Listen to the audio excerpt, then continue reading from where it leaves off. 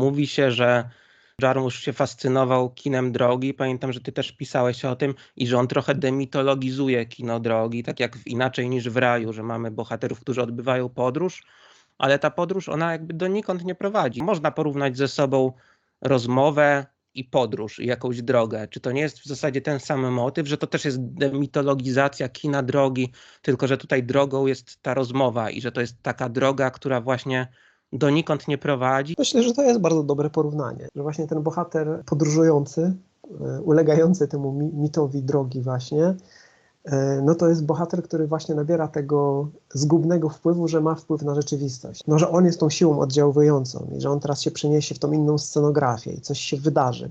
No i rzeczywiście to samo się odbywa w pewnym sensie w rozmowie. Też wchodzisz do niej z poczuciem, że to jest jakaś przygoda do przeżycia i że jest tam jakiś cel, jakieś, nie wiem, porozumienie, tak? Że kogoś spotkasz po drodze. I trochę wychodzisz z tej rozmowy tymi samymi drzwiami, w którymi wchodziłeś.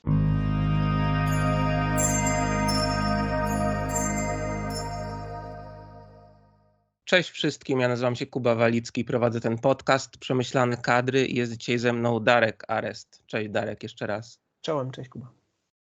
Filmoznawca, który współpracuje albo współpracował z różnymi redakcjami filmowymi, z Filmem, z internetowym Filmwebem, dwutygodnikiem i z serwisem Ale Kino. Kilka filmów ci zaproponowałem, przez chwilę się zastanawialiśmy, co wybrać. Spotkaliśmy się, żeby porozmawiać o filmie Kawa i papierosy Jima Jarmusza. Ja bardzo lubię Jarmusza.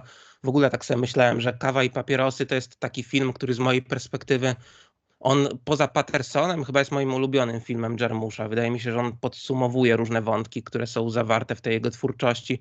Ja od zawsze też bardzo lubiłem takie kino minimalistyczne, a w pewnym sensie trudno o większy minimalizm. Zastanawiałem się, w jaki sposób w ogóle uporządkować tę rozmowę. Pomyślałem, że chciałbym, żebyśmy się skupili na samym rozmawianiu właśnie. Czym jest rozmawianie, jak ono jest przedstawione w tym filmie Jarmusza.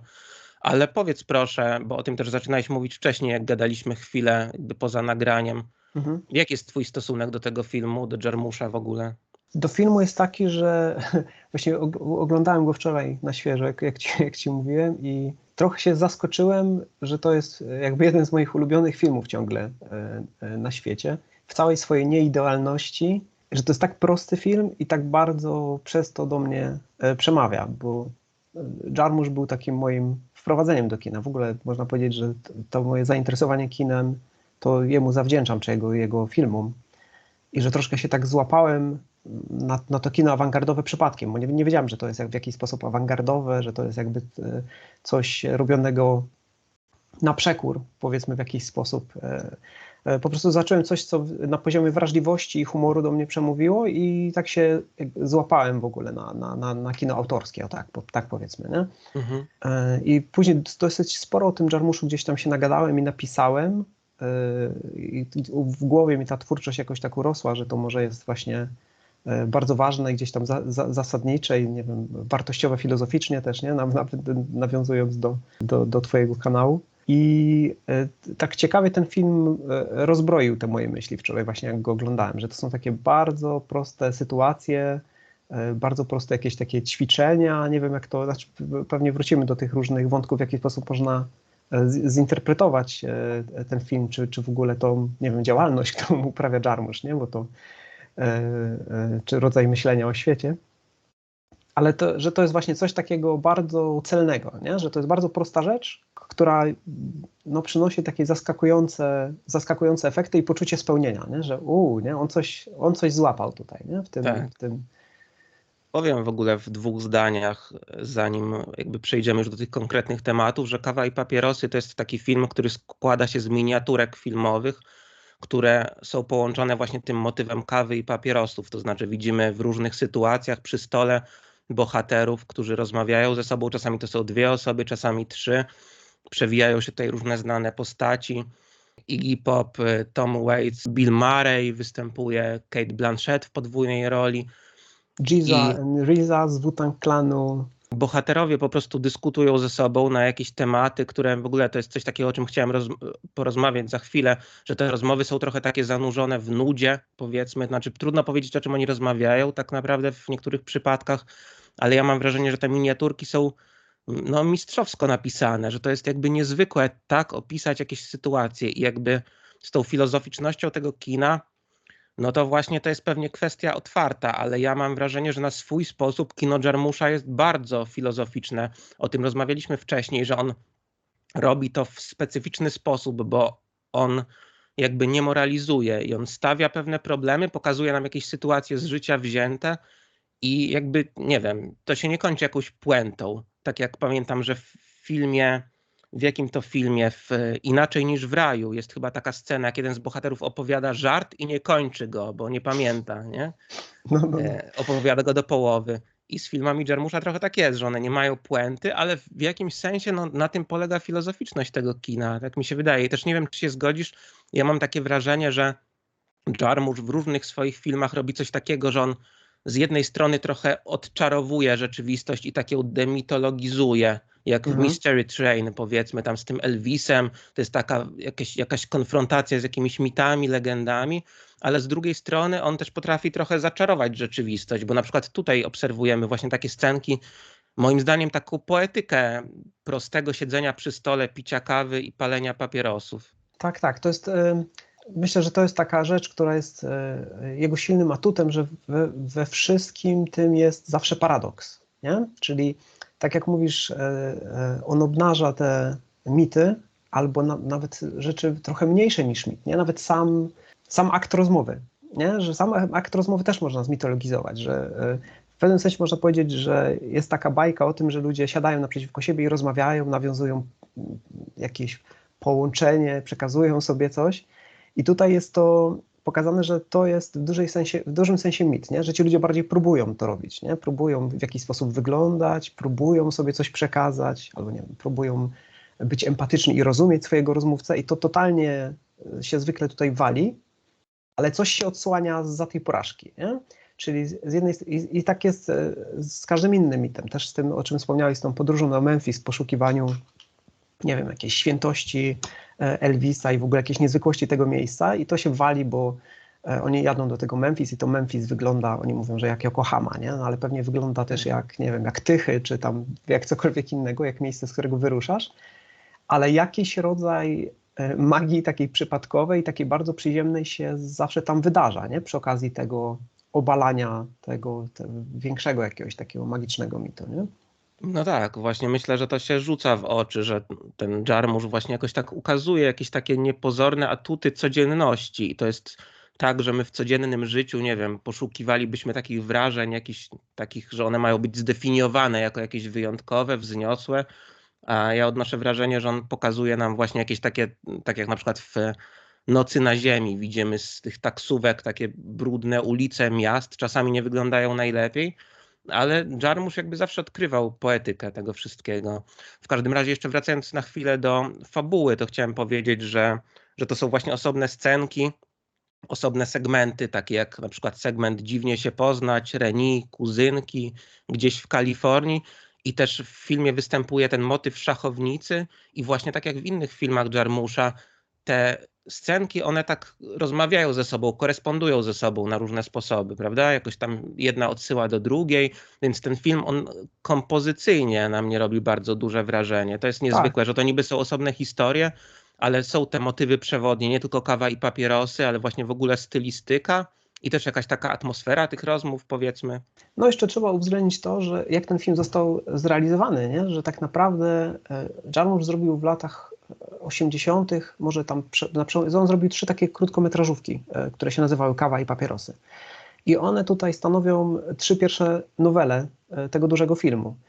Ten pierwszy jest chyba z 86 roku, a film jako ten pełnometrażowy miał premierę w 2003 chyba, nie? Tak. Czyli to jest 20 lat, czyli trzeba też zwrócić na to uwagę, nie? Że to jest taki pewien cud, że na przestrzeni 20 lat z jakiejś takiej działalności bardzo chyba jednak niezaplanowanej, trochę spontanicznej, powstaje właśnie ten film, w którym masz poczucie spójności, że on w ogóle o czymś opowiada i że to są jakieś korespondencje, co samo w sobie też jest jakimś rodzajem cudu. Jak się ogląda właśnie pierwszą część, pierwszą nowelkę z tego filmu ze Stevenem Wrightem i Beninim, to widać, że to jest takie, że to nie jest jakaś część wielkiego planu, że on ma tutaj tych dwóch gości, sadza ich i po prostu mówi troszkę róbcie swoje. Oni robią swoje. Benini gra Beniniego i jest Beninim tutaj z tą całą aurą, że on zaraz tutaj eksploduje emocjonalnie. Wright też jest sobą i robi swoją komedię, która jest taka bardzo introwertyczna i coś tam między nimi się wydarza takiego spontanicznego. I nie sądzę, żeby na tym etapie w ogóle Jarmusch myślał, że za 20 lat to będzie pierwszy z, nie wiem, z 10 czy 11 segmentów filmu, który będę pokazywał na festiwalach. I to, co też mówiłeś o tym właśnie, nie wiem, o tych miastach, powiedzmy, widzianych przez szyby taksówki, że one są takim, że to jest rzecz, która się wydarza jakby bardziej mimo twórczości niż wynikająca z tej twórczości, nie? Że on coś robi, a te rzeczy gdzieś tam się zapisują na taśmie filmowej. No, być może tak, ale to jest ciekawe, jak często to się w kinie zdarza, że właśnie się nie planuje pewnych rzeczy. To trochę dygresja, ale teraz słuchałem podcastu na temat tej trylogii Before Richarda Linklatera i nie wiem, czy wiesz o tym, że Linklater też zrobił ten pierwszy film i on jakby chyba początkowo nie planował robić kolejnych. To nie była taka idea, że my mamy widzieć ten związek w czasie. To był Tak, jakby osobny film. Myślę, że nie, że to jest troszkę, może jest tak, że on to planował, tylko było to nieświadome, bo to jest też motyw, który się przebija u niego. Na przykład on później zrobił Boyhood, który jest filmem zaplanowanym z premedytacją, że będzie realizowany przez lata i to ma być jego siłą uderzenia, że ci bohaterowie wracają w tych interwałach czasowych. I jako widz, no po prostu musisz dostać po twarzy czymś takim, że to jest ten chłopiec, którego widziałem 20 minut temu, tylko on jest 10 lat starszy, nie? I obserwujesz go na przestrzeni iluś tam lat. I pewnie to jest tak, że to jest taka obsesja, być może nie zawsze uświadomiona, bo mi się wydaje rzeczywiście, że z perspektywy tego pierwszego filmu z trylogii Before, o której mówiłeś, to jest tak, że to jest film spełniony. On nie musi mieć jakiegoś dopowiedzenia i pewnie nawet dopowiadanie ujmuje trochę jego takiej poetycznej sile, że znamy ciąg dalszy. Ale pewnie jest tak, że to są takie obsesje, że on może nie wiedział, ale pewnie jakbyś zapytał, nie wiem, może jego dziewczyna by ci powiedziała, że on nakręci ten film za ileś tam lat, nie? Że to jest po prostu pewien rodzaj myślenia. Okej, wiesz co, jeśli chodzi o kawę i papierosy, to w ogóle było tak, że ja zastanawiałem się, jaki film możemy omówić. Wybrałem właśnie ten, bo miałem też wielką ochotę przypomnieć go sobie. Nie wiedziałem, jaki będzie motyw przewodni tej rozmowy naszej, ale pomyślałem, że no, te miniatury, no co one pokazują tak naprawdę? Pokazują różne rzeczy, ale mówią nam o tym, czym jest samo rozmawianie, albo czym może być, jeśli chodzi o tą filozoficzną zawartość tych filmów, tego filmu. Bo wiesz, że właśnie ja się staram coś takiego robić, widzowie tego podcastu, słuchacze też wiedzą, że się staram wydobywać jakąś filozoficzną treść z filmu i ja uważam, że jeżeli chodzi o to właśnie takie rozświetlanie tego, czym jest rozmowa, to Jarmusch mówi tutaj naprawdę bardzo głębokie i niebanalne rzeczy. Jak się sobie przemyśli to, co wynika z tych różnych miniaturek, to na poziomie samej treści to jest naprawdę niezwykle istotne, więc moim zdaniem jest o czym rozmawiać. Ale jeszcze jedna krótka dygresja. Chciałem cię tylko zapytać tak na gorąco, bo ja bardzo lubię Jarmusza, ale jest jeden film, z którym mam problem i teraz go sobie obejrzałem ponownie i myślałem, że mi się bardziej spodoba, ale nie spodobał mi się bardziej. To jest Broken Flowers z Billem Murrayem. Lubisz go? Lubię, bo bezwarunkowo po prostu lubię wszystkie filmy Jarmusza, ale mam tak, że też nie ufam tym swoim emocjom z tym związanym, nie? Że nie jest to na pewno mój ulubiony film Jarmusza, ale powiedz, gdzie jest u ciebie to pęknięcie, że ten film się jakoś tak wybija w zły sposób?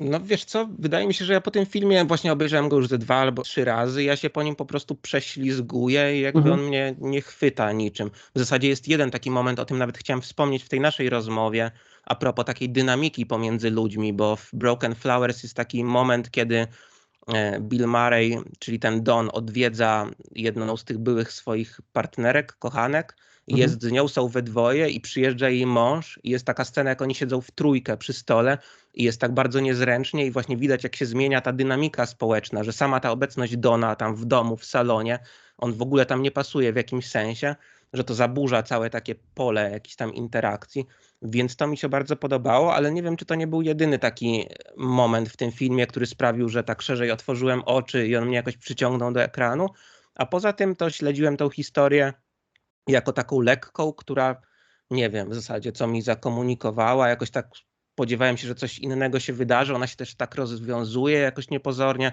Wiem właśnie, że w filmach Jarmusza niby tak ma być, że właśnie tej puenty nie ma i że że ten film wcale się nie kończy jakoś pompatycznie, ale w tym przypadku jakoś tak subiektywnie to było rozczarowujące dla mnie. Ja mam troszkę podobne odczucia związane i z tym filmem, i nawet z The Limits of Control, który jest pewnie dla ciebie dużo bardziej interesujący, bo ma właśnie te warstwy, gdzieś tam ten bohater jest też nośnikiem filozofii, nie? Jest nie tylko filozofia tego, jak to kino jest robione, ale też można powiedzieć, że ten bohater coś reprezentuje, jakieś wartości, jakiś rodzaj myślenia. Ale jest tak, że te filmy zostawiają mnie troszkę bardziej obojętnym emocjonalnie jednak, że w Kawie i Papierosach jest taka nieustanna walka tych postaci. Nieustanna walka nie tylko ze sobą, ale generalnie o przeżycie, trochę o powietrze. Nie? Oni nie wiedzą trochę, jak istnieć i próbują istnieć na ekranie. I w tej desperacji jest coś takiego bardzo dla mnie mocnego, emocjonalnie po prostu. Jest to takie bardzo też bezpośrednia emocja. Wiesz, to jakby nie wymaga żadnego rodzaju przemyślenia, nie? Po prostu oglądam i czuję, że oddycham z nimi i się męczę z nimi i to jest takie, no takie bezpośrednie, nie? Taki rodzaj bezpośredniej emocji. I na pewno jest tak, że można tą twórczość Jarmusza troszkę tak podzielić na taką, która jest taka bardziej właśnie spontaniczna i która działa też w taki bardziej bezpośredni sposób i na tą, która jest, można powiedzieć, właśnie bardziej jakoś tam filozofująca, żeby nie powiedzieć filozoficzna, gdzie ci bohaterowie właśnie coś reprezentują, jakieś wartości. Tak. I ona mnie osobiście zostawia troszkę bardziej właśnie obojętnym, ale też mimo wszystko funkcjonuje dla mnie w całym takim makrokosmosie jarmuszowskim jednak, nie? Że jak oglądasz to Broken Flowers, to trudno jest nie widzieć scen z tych innych filmów troszkę. Nie mówiąc o tym, że to, no, wiesz, no Bill Murray jest w tym filmie, jest Bill Murray w Kawie i Papierosach i to jest do pewnego stopnia zawsze ta sama persona, bo on pozwala tym aktorom troszkę istnieć jako postaci na ekranie, nie? Że oni niby mają czasem jakieś imiona, czasem nie mają, no bo w Kawie i Papierosach wszyscy występują pod swoimi własnymi imionami, własnymi personami, ale zawsze jest taki element spontaniczności i bezpośredniości w tych filmach, że troszkę czujesz, że jesteś po prostu z tymi aktorami na jakiejś płaszczyźnie. I to jest taka kamizelka kuloodporna Jarmusza, że on ma takie coś. Zawsze ten taki atut bezpośredniości, że oglądasz jeden film i troszkę widzisz wszystkie inne przez nie. To prawda, no to jedno, a poza tym też teraz jak mówisz, to sobie pomyślałem, że Broken Flowers i to jest coś takiego, co chyba do wielu filmów Jarmusza się odnosi. To jest taki film mocno autoironiczny i to jest trochę taki film żart, prawda? Że jakby on nie do końca sam siebie traktuje serio i też się nie rozwiązuje jakoś serio w związku z tym.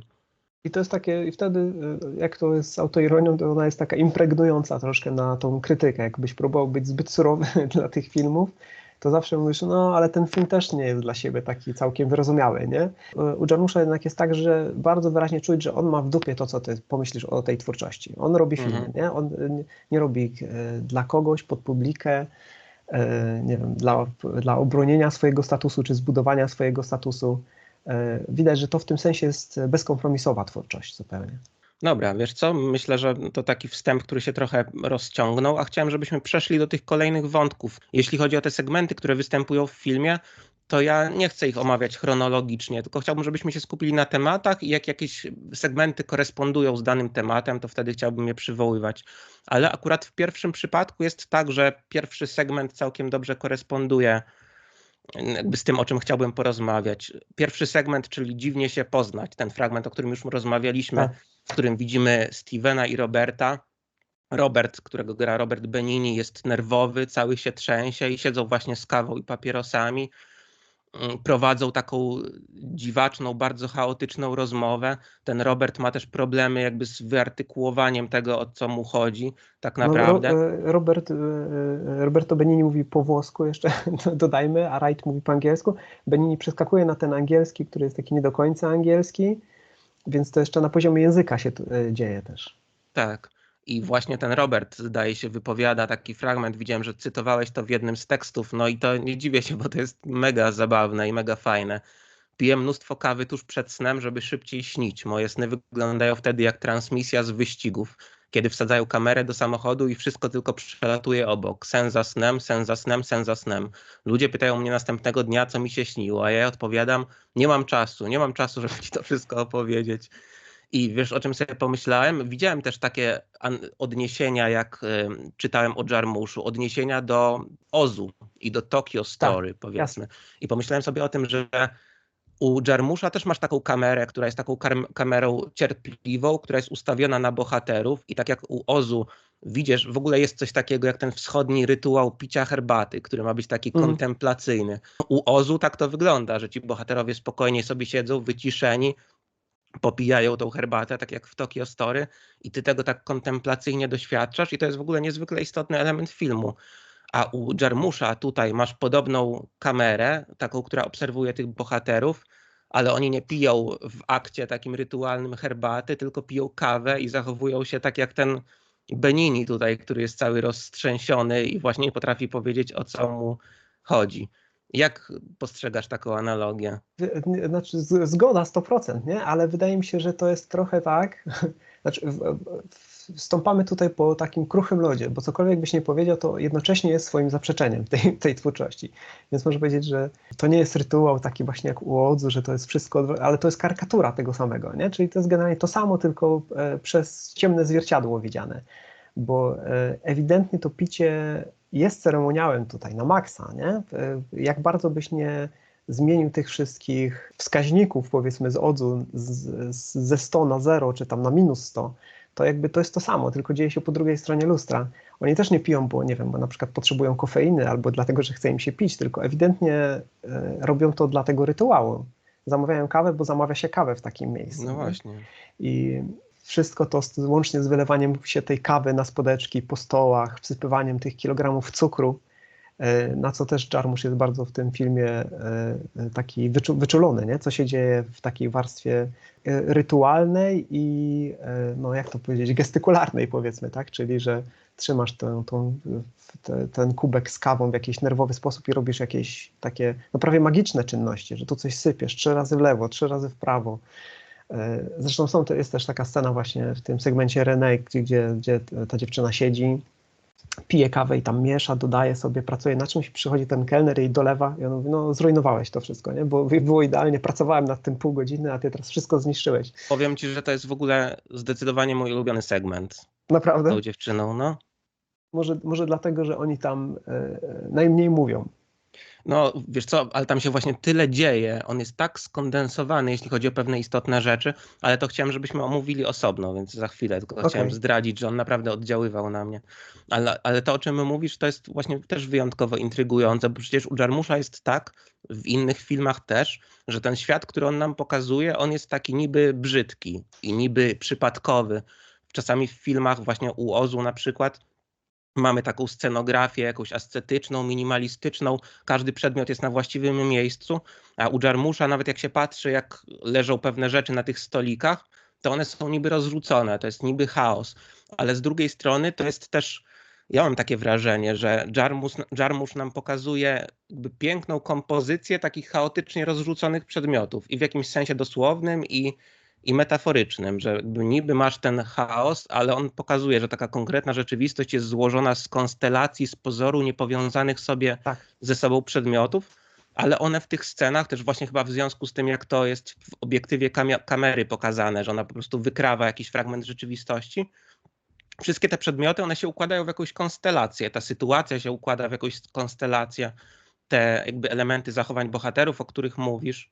Jest rozmowa Jacka i Megan White'ów z The White Stripes i on mówi, że cytując chyba Teslę, że Ziemia jest przekaźnikiem rezonansu akustycznego. To się powtarza też w tej ostatniej noweli i to jest tak, że o tym jest troszkę ten film, nie? Że coś się dzieje na tym świecie, jakby ktoś, może nie ktoś, ale jakieś siły po prostu dyrygują, grają, a my tylko rezonujemy. I troszkę tak to wygląda też na poziomie tych przedmiotów drobnych, tego chaosu, o którym mówisz, że ci ludzie rzucają te rzeczy na stolik, tutaj stawiają tą kawę, tu wylewają plamę, tu rzucają klucze i jakimś kosmicznym oddziaływaniem zawsze te przedmioty i tak się układają w jakąś konstelację, która wygląda filmowo. Troszkę to jest to samo, o czym mówiliśmy wcześniej z tymi tam miastami, że tutaj coś burzysz, jakiś taki filmowy mit czy jakąś kompozycję, a i tak jest jakaś siła, która sprawia, że za niego się wynurza coś, co wydaje się skomponowane, co wydaje się przemyślane, estetyczne. Bardzo fajnie grają te rzeczy w tym filmie, dlatego że to, o czym mówią ci bohaterowie, bardzo pokrywa się z tym, jak ten film wydaje się być zrobiony, czy jak on powstawał. Troszkę tak wygląda, jakby ten film zrobił się sam, mocą tych sił, o których oni tam rozmawiają, że on po prostu włącza kamerę, a i tak te sytuacje zawsze się dzieją, zawsze się sprowadzają do podobnych motywów, podobnych tematów, do podobnego rodzaju przepychanki, która jest w tych wszystkich nowelach. I zawsze się wyłania właśnie rodzaj kompozycji. Myślę, że on miał taki bardzo dobry pomysł, kiedy zaczynał zabawę z tym tematem właśnie tam w latach 80., kiedy kręcił tą pierwszą nowelę, że chyba narzucił sobie taki bardzo fajny rodzaj ograniczeń estetycznych i może dramaturgicznych też, dzięki którym ten film wygląda spójnie ciągle, mimo tego, że powstawał tak, jak powstawał. Że zawsze są te ujęcia jakby z nad stołu, z takiej perspektywy lampy, powiedzmy, gdzie ta kompozycja tego, co się dzieje na stole, się tak spłaszcza i zawsze pokazuje, że to jest, zawsze to wygląda bardzo podobnie i bardzo spójnie zresztą, nie? Więc i dynamika tego, i jakiś taki plastyczny, plastyka tych scen i właśnie to, że ten stół staje się takim jakby żywym płótnem troszkę, stół z tej, na którym leżą te przypadkowe przedmioty, takie tło jakby walki między tymi bohaterami. To się przewija przez cały film, przez te wszystkie nowele, przez całe tam 20 lat i zawsze jest tak, że ten film jest trochę podobną kompozycją. Ten stół staje się podobną kompozycją estetyczną. Ale film tak samo właśnie, to niby przejęzyczenie, tak. Ale też racja i to jest ciekawe, że właśnie no tak jak te rzeczy, które są porozrzucane na stole układają się w pewną kompozycję, tak samo film i to jest ciekawe, bo to jest przecież prawdziwa sztuka, być w stanie powiązać ze sobą tak te miniatury, tak żeby one jakoś tam korespondowały ze sobą. Właśnie mówiłem o tym motywie szachownicy i przecież tutaj o tym chciałem, żebyśmy przez chwilę osobno porozmawiali, że rozmowa ma w sobie coś takiego. Gombrowicz o tym pisał, że rozmowa jest jak gra w tenisa, a tutaj jest trochę jak gra w szachy, powiedzmy. Jest jedna taka scena, kiedy bohaterowie się zamieniają miejscami. Właśnie chyba w tym pierwszym segmencie tak, nawet oni się zamieniają miejscami, prawda? Robert zajmuje miejsce Stevena, bo jeden ma iść jednego boli ząb, więc drugi pójdzie do dentysty, bo ten pierwszy nie chce. Co ciekawe, jakby tutaj to robi jakby idealny sens, że tak brzydko powiem, nie? Że co prawda jednego boli ząb, ale drugi pójdzie do dentysty i tak będzie okej, jakby z perspektywy Jarmusza, bo te wszystkie indywidualne rzeczy, czy ta walka o indywidualność, która się odbywa w tym filmie, ona jest tak jakby umowna, że wierzymy troszkę, że w tym filmie, jeżeli jeden pójdzie do dentysty, to drugiego przestanie boleć ząb. Tak, ale ja też sobie myślałem o tym właśnie może w takim trochę bardziej filozoficznym sensie, bo ja myślałem, że tutaj Jarmusch też nam pokazuje pewną logikę rozmowy, że w rozmowie są pewne role i te role poniekąd mogą być wymienne. Jest coś takiego, że pomiędzy dwoma osobami wykształca się jakaś relacja, zawiązuje się jakaś taka nić i ona warunkuje powstawanie tych ról i że czasami można byłoby się nawet zamienić miejscami, ale no jakby to jest w rozmowie te dwie osoby pełnią jakieś tam funkcje. To nie jest tak, że one są takie wyalienowane jak wcześniej. Tak, ale mi się wydaje to, co mówiłeś o właśnie tym Gombrowiczu i że rozmowa jest jak tenis. I na pewno jest tak, że że te wszystkie rozmowy są starciami, są walką, że oni tam walczą i próbują coś wygrać. Ale to, co mi się właśnie rzuciło wczoraj w oczy, to jest tak, że oni wszyscy przegrywają. Oni jakby próbują walczyć, ale przegrywają z rozmową. Oni traktują może rozmowę jako grę, ale rozmowa nie jest w tym filmie grą, tylko jest żywiołem, który ich wszystkich pochłania. Oni sobie przyjmują różne strategie, walczą cały czas o hierarchię, nie? Bo to jest też motyw, który się przewija, że ktoś próbuje zdominować albo ugrać jeden rodzaj korzyści albo drugiej, ale koniec końców oni wszyscy po prostu są ofiarami tego żywiołu rozmowy. Powtarzają te swoje gesty nawzajem, przeważnie też efekt ich działań i starań jest paradoksalny. Kiedy próbują się wywyższyć, to kończy się tym, że gdzieś tam spadają, kiedy próbują przejąć kontrolę, to ją tracą i tak dalej. Tak, to prawda. No właśnie jakby po pierwsze wydaje mi się, o tym chciałem, żebyśmy osobno porozmawiali, że oni, jakby, że to są takie rozmowy, które się nie kończą porozumieniem, no ale też z drugiej strony czasami jest w tym zadziwiająco wiele porozumienia. Właśnie wydaje mi się, że trudno mówić o Jarmuszu, bo tak jak mówisz, to są paradoksy. Jakby z dwóch stron, jeżeli patrzysz z dwóch stron na to samo, to możesz jakieś różne wnioski wyciągać. No ale wydaje mi się, że to są takie obszerne tematy, więc mam nadzieję, że zaraz to jeszcze obgadamy, ale zatrzymując się na chwilę właśnie przy tym Ozu, przy jakby ukazywaniem takiej rzeczywistości niepozornej, to dla mnie to jest istotne, bo ja w ogóle w kulturze szukam czegoś takiego. Wydaje mi się, że kultura nas powinna odsyłać zawsze do rzeczywistości, jakoś wzbogacać nasze doświadczenie, czegoś takiego szukam i sprawić, że my po obejrzeniu filmu będziemy trochę inaczej patrzeć na pewne sprawy. I Jarmusch według mnie coś takiego robi dokładnie, bo właśnie nie wiem, czy się zgodzisz, on jakby z jednej strony trochę demitologizuje rozmowę i pokazuje, że te rozmowy są takie właśnie bezsensowne, że ludzie gdzieś tam strzelają ponad swoimi głowami i się nie trafiają w żadnym porozumieniu, ale z drugiej strony ukazuje taką poetykę chwili i to wszystko właśnie to siedzenie, tak jak mówisz o tej rytualności, przy kawie i papierosach, rozmawianie, z pozoru niby nic, śpieszą, albo są znudzeni ci bohaterowie, albo się śpieszą, ale w tych okolicznościach wykształca się taka poetyka chwili. Mówiłeś właśnie o tej części René, kobieta się irytuje, że kelner jej dolał kawy i mówi, że miała właściwy kolor, właściwą temperaturę, była w sam raz. I to jest przecież właśnie taka bohaterka, którą też my widzimy jako kogoś takiego, kto szuka jakby takiej poetyckiej chwili. Ona odnalazła poetycką chwilę właśnie w tym, że siedziała nad czasopismem, gdzie przeglądała jakieś tam pistolety, popijała sobie kawę i wiedziała, że to ma jakiś urok.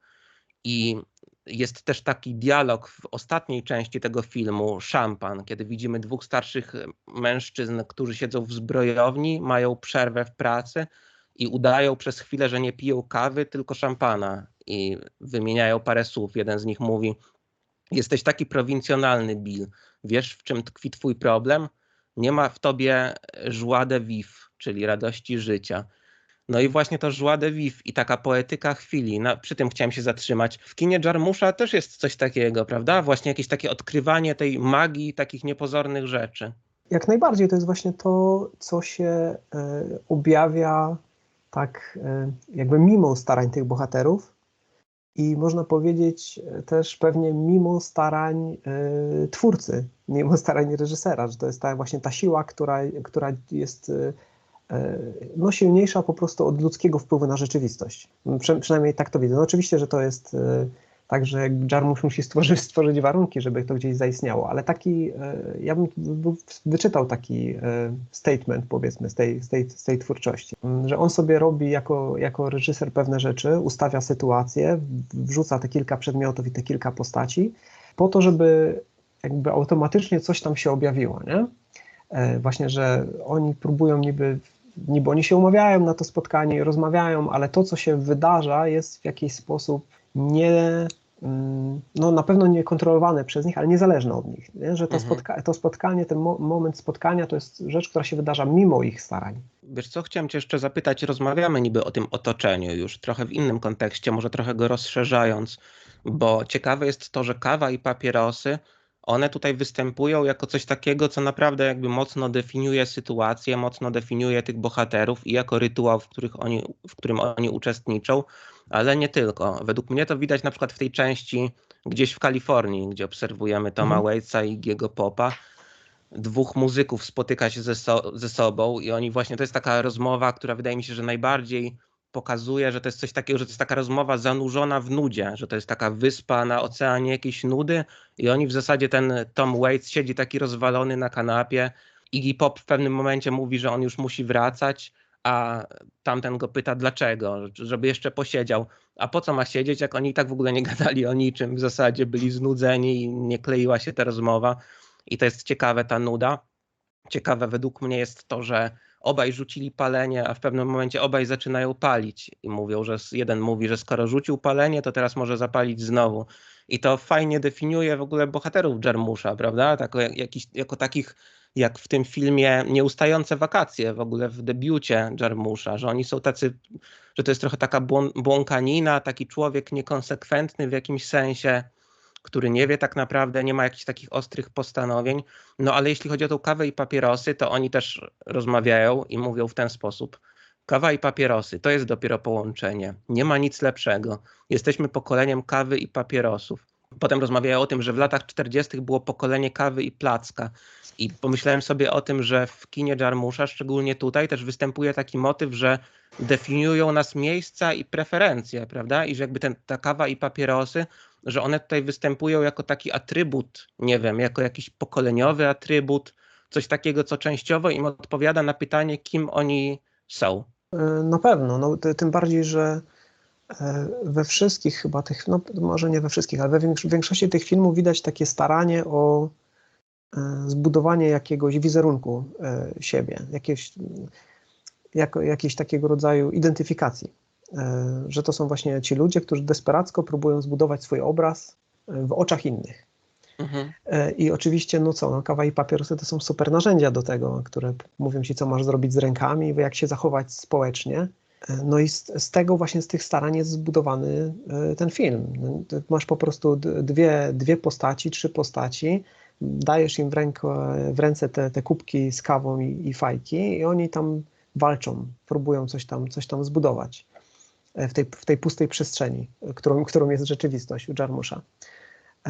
No i to są takie atrybuty. To jest też tak, że fajnie te kawa i papierosy, które czasem przyjmuje postać herbaty, bo w kilku nowelach, warto powiedzieć, bohaterowie piją herbatę jako taki bunt przeciwko tej kulturze.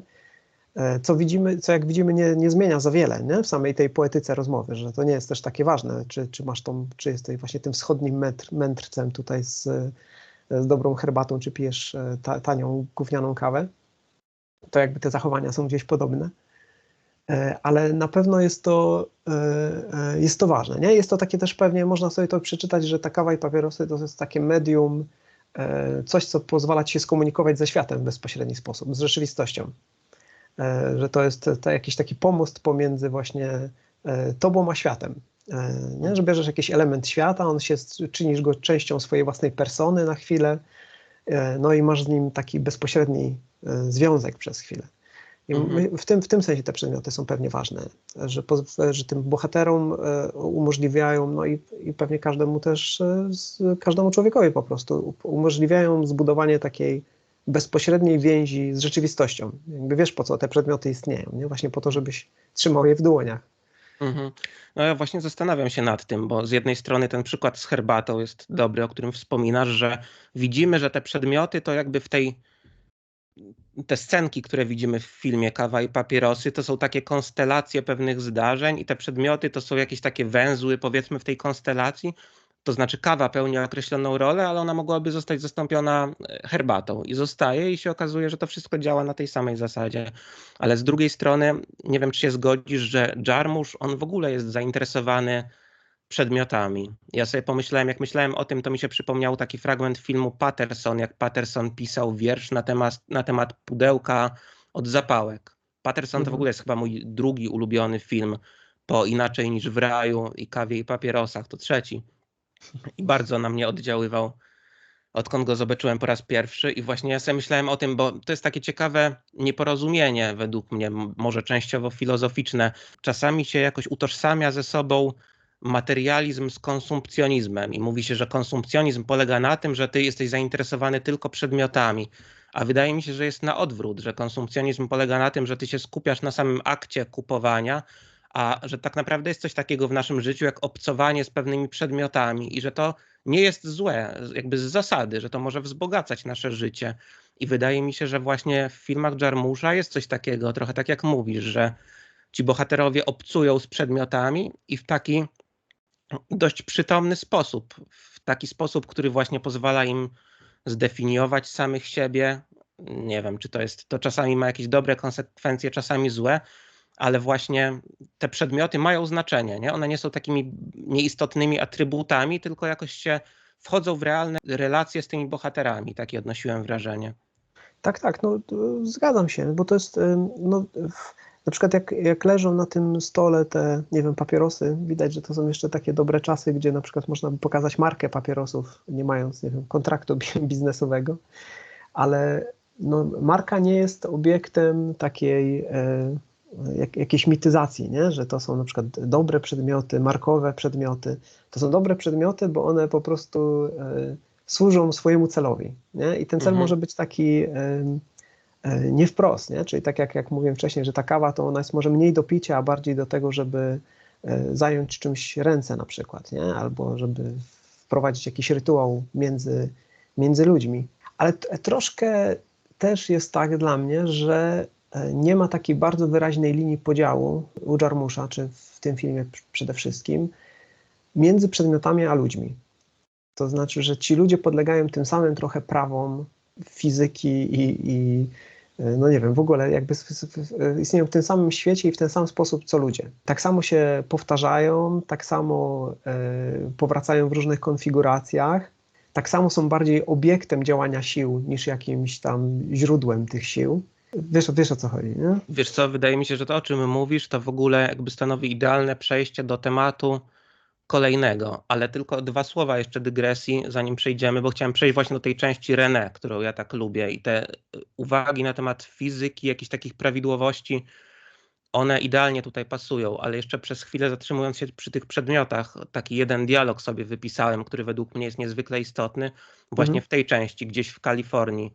Jeden z bohaterów mówi do drugiego: często tu przychodzisz? Tak, to moje miejsce. W szafie grającej nie ma twoich kawałków. Jeśli ci się nie podoba, możemy iść do Taco Bell. I ten bohater się irytuje wtedy i mówi: co ty gadasz? Wyglądam na gościa, który chodzi do Taco Bell?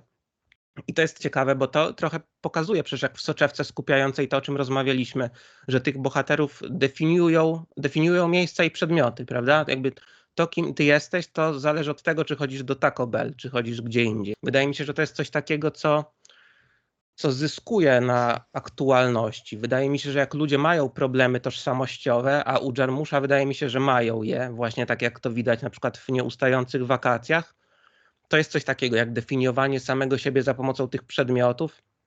Ono tutaj jest zaakcentowane i właśnie ono czasami różne oblicza przybiera. Na pewno jest tak.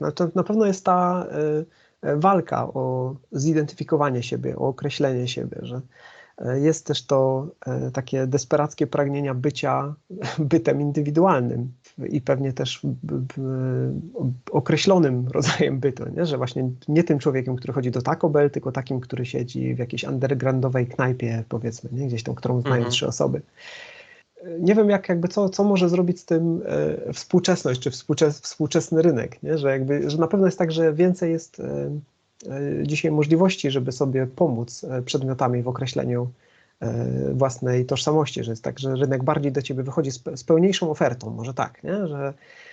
Że oni jeszcze konstruują z takich bardzo podstawowych rzeczy, z bardzo podstawowych przedmiotów tą swoją tożsamość. Wydaje mi się, że to jest coś takiego, co zostało właśnie też skomercjalizowane, to znaczy wydaje mi się, że to definiowanie siebie za pomocą preferencji, że teraz jakby rynek wie, że my coś takiego robimy i w związku z tym podsuwa nam jakieś atrybuty, żebyśmy to mogli robić w taki sposób właśnie jakby połączony jakby z wydawaniem kasy i jakby z tym, że te marki gdzieś tam przenikają na głębszy poziom człowieka.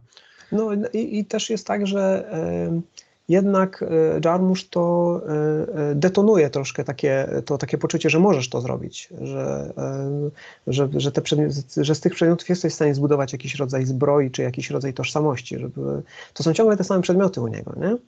I tak samo jak trochę to jest ciągle ten sam bohater, to jest właśnie ten efekt, to jest to, co buduje ten efekt komiczny, że każdy z nich wychodzi z tą swoją artylerią przedmiotów, czy tam zachowań, i gdzieś na przestrzeni tych 11 opowiastek, czy w szerszej perspektywie całej twórczości Jarmusza widzisz, że to jest ten sam trochę próżny wysiłek przerzucania tych przedmiotów i właśnie budowania i pokazywania, przyjmowania puz jakichś i tak dalej.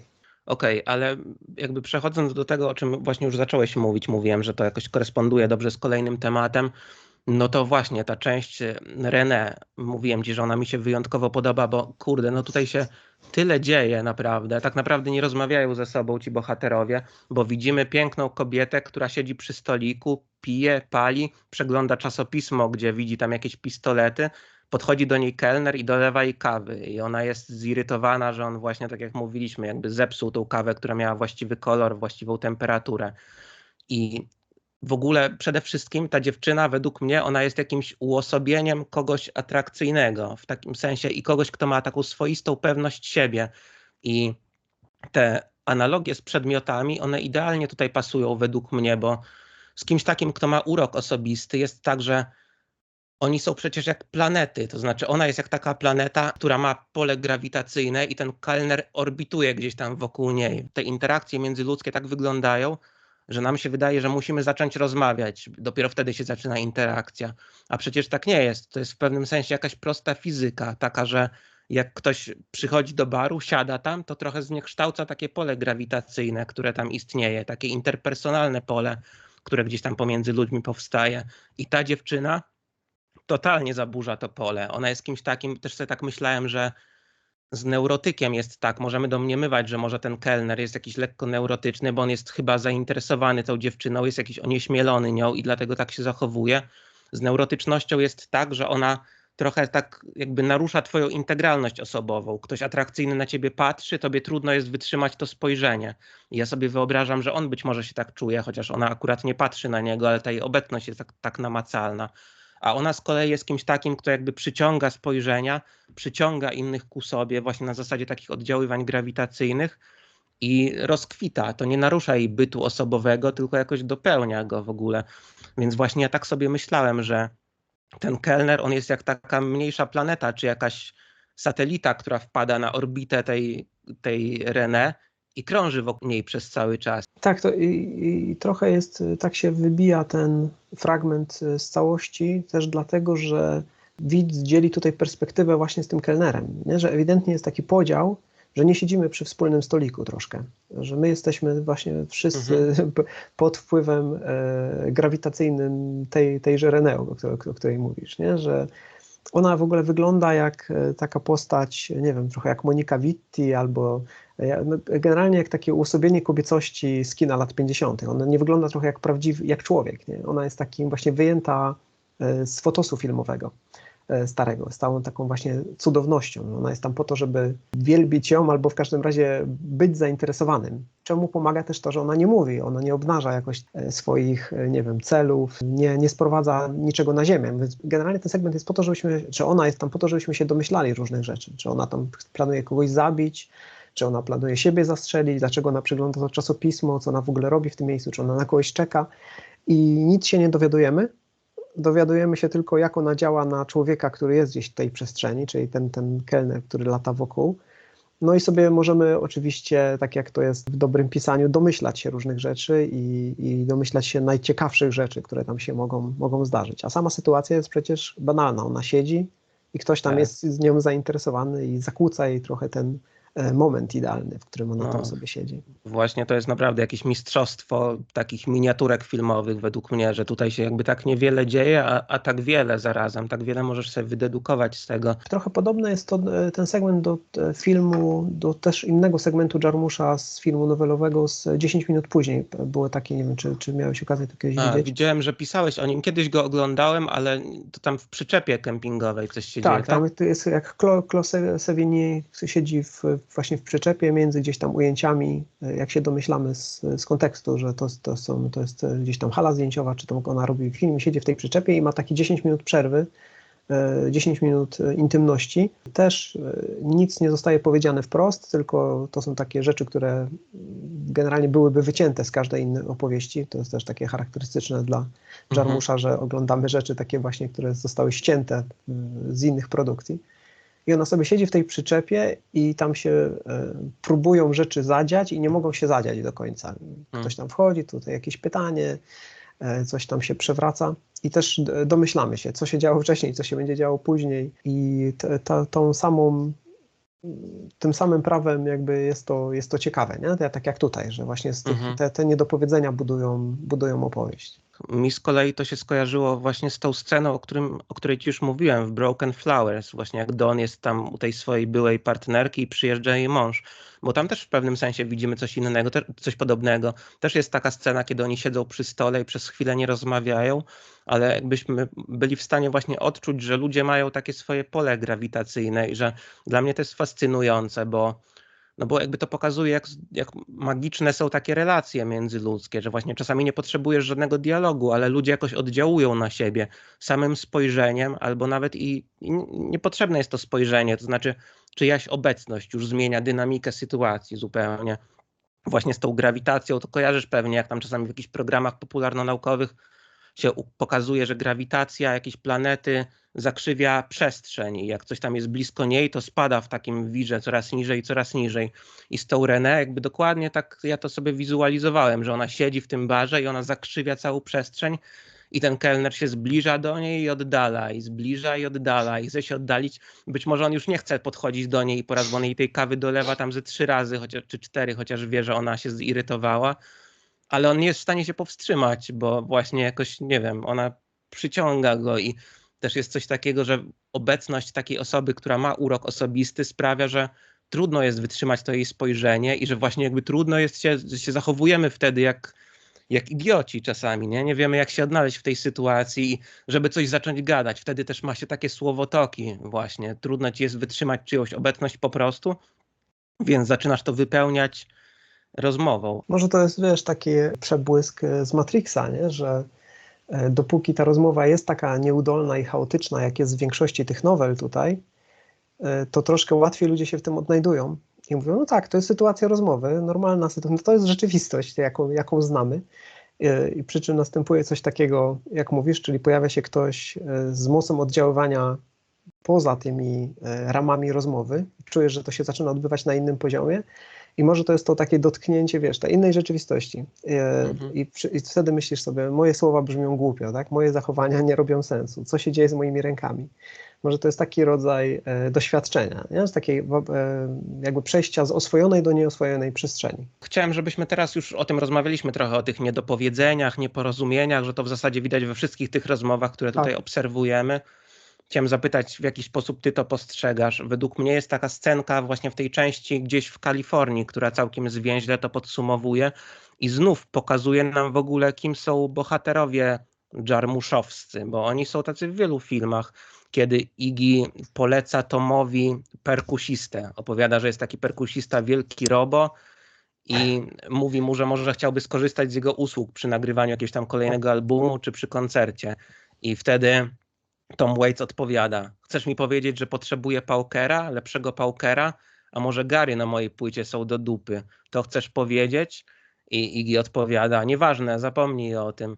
I to pokazuje, jakby Iggy'emu w ogóle nie chodzi o to, nie? Bo on tego nie mówi z jakąś złą intencją, ale to pokazuje, że tutaj ci bohaterowie, że oni nie potrafią się porozumieć, oni też wnoszą do rozmowy jakieś swoje projekcje, wyobrażenia. W ogóle przez długi czas się nie mogłem zorientować, o czym jest ta część z The White Stripes, z Jackiem i Meg, o tej cewce Tesli. I uważam teraz, jak pomyślałem sobie o niej, że ona jest o tym, że właśnie ludzie w rozmowach się nie widzą często, że jakby Jack, on w ogóle nie zna Meg, bo on jest tylko zainteresowany w pewnym sensie tym, że on chce pokazać jej tą cewkę, pokazać jej w jaki sposób ona działa i jeszcze wnosi w rozmowę pewne uprzedzenia, bo on jest przekonany, że Meg w ogóle nie ma o tym pojęcia, że on jej to musi wytłumaczyć. Okazuje się, że ona wie może i więcej niż on i reaguje na to, wiesz, w taki sposób, jakby to wszystko rozumiała. I ta część według mnie pokazuje coś takiego, że ta druga osoba w ramach rozmowy to jest często tylko jakiś taki pretekst, żeby jakieś tam projekcje rzutować na nią. I tutaj Jack coś takiego z Meg robi. No ale tutaj podobnie, no Iggy i Tom, że jakby o czym oni właściwie rozmawiają. Te słowa, które wypowiadają, to są tylko preteksty, żeby to powiązać z jakimiś swoimi wyobrażeniami instynktownie. No tak, no jakby człowiek jako zwierciadło, tak jest w tych nowelach. Jest jakby więcej tutaj, bo też ta nowela z podwójną rolą Blanchett jest bardzo podobna, czy z Alfredem Moliną i Steve'em Cooganem. To są wszystkie te sytuacje, gdzie siadają jakby dwa ego naprzeciwko siebie i jest prowadzona jakaś taka gra o to właśnie, no o hierarchię, nie? O to, żeby, ale może to jest właśnie taka hierarchia mniej służąca temu, żeby pokazać, gdzie się siedzi w drabinie bytów, tak? A bardziej, żeby we własnych oczach siebie zbudować, że właśnie ja tu jestem tym rockmanem, który nie chodzi do Taco Bell, albo ja tu jestem tą aktorką, która się dystansuje od własnego sukcesu, ja jestem niezależnym muzykiem, który ma w dupie to, co o nim myśli świat. I oczywiście mam to tak bardzo w dupie, że muszę to jakby zobaczyć we wszystkich oczach, w oczach całego świata, żeby się upewnić, że ja właśnie że to jest moja tożsamość. I no co, no jak siada obok siebie, naprzeciwko siebie Waits z Iggy Popem, no to co, no siada na się jakby ta sama, to jest jakby no, nie tylko siły równorzędne, ale jakby pewnie w oczach świata to jest tak, jakby jedna osoba siedziała po jednej i po drugiej stronie stołu, ta sama osoba, bo to jest uosobienie tych samych wartości, tych samych cech, tych samych jakby przymiotów kulturowych. Niezależnego muzyka z silnym charakterem, który się totalnie wypina na rynek. I okazuje się, że tutaj masz tych dwie niezależne, silne osobowości, tak bardzo gdzieś tam przekonane o słuszności swojej drogi artystycznej i tak dalej. I one są tak niepewne co do tego, kiedy siadają naprzeciwko siebie. Bo jakby patrzą w lustro, patrząc w siebie nawzajem i cała ta konstrukcja okazuje się jest bardzo taka delikatna, bardzo łatwo się może rozsypać. I to się dzieje w tych nowelach wszystkich. Później jeden z nich sprawdza, czy dany utwór jest w szafie grającej, prawda? I się orientuje, Tak. że go nie ma i też się staje jakimś takim początkiem konfliktu. Potem chyba Iggy Pop wychodzi, a Tom Waits idzie i sprawdza, że utworu Iggy'ego Popa też tam nie ma i jest zadowolony. To właśnie taki element jakiś rywalizacyjny tutaj widać, o którym mówisz. Tak, no i oczywiście tak jak we wszystkim innym jest też ten paradoks, nie? Że właśnie siadają ci dwaj wypięci na rynek muzycy, którzy gdzieś tam w tym swoim świecie walczą jednak o to, kto jest może nie bardziej o to, kto jest bardziej successful, ale kto jest bardziej niezależny, kogo bardziej nie obchodzi opinia świata. Co jednocześnie pokazuje, jak bardzo ich to obchodzi.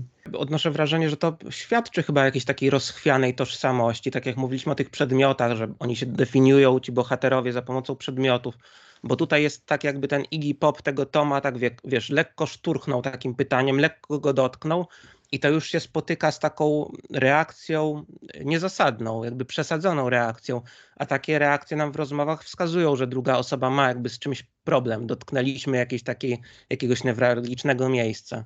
No ewidentnie jest tak, że tam Waits, urażony tą sugestią Popa, że właśnie mógłby współpracować z tym perkusistą, którego on odkrył, no kłóci się sam ze sobą, czyli z własnymi lękami, że może rzeczywiście gary na mojej płycie są do dupy.